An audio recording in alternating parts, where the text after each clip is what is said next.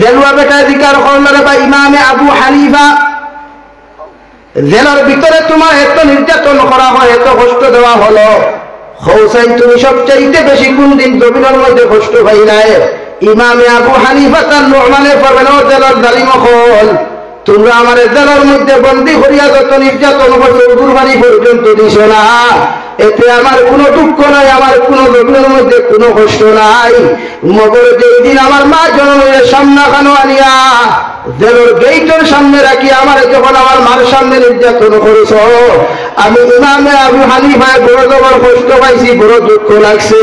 কারণ 10 মাস 10 দিন গর্ভধারণ করিয়া 2.5 বছর পর্যন্ত পায়খানা প্রস্রাব সভা করিয়া জন্য লালন পালন করলা।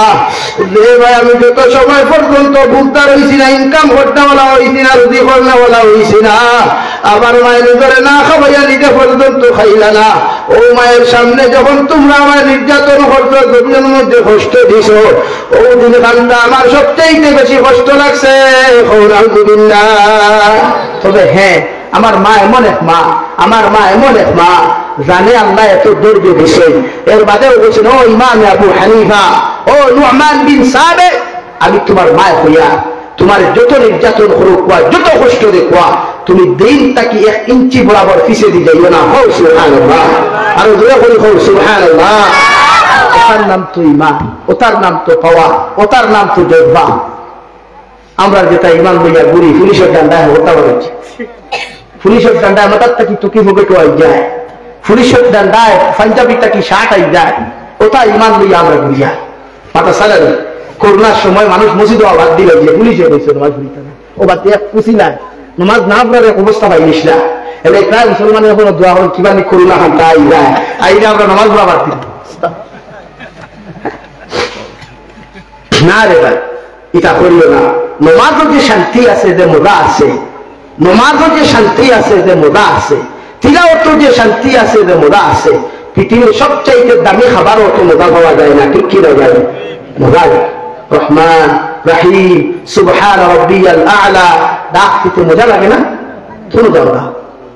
ও আমি আপনাদের সামনে পড়িলাম, আল্লাহ রাব্বুল আলামিন বলেন, ওয়াল মুমিনুনা ওয়াল মুমিনাতু বা'দুহুম আউলিয়াউ বা'দ يأمرون بالمعروف وينهون عن المنكر ويقيمون الصلاة।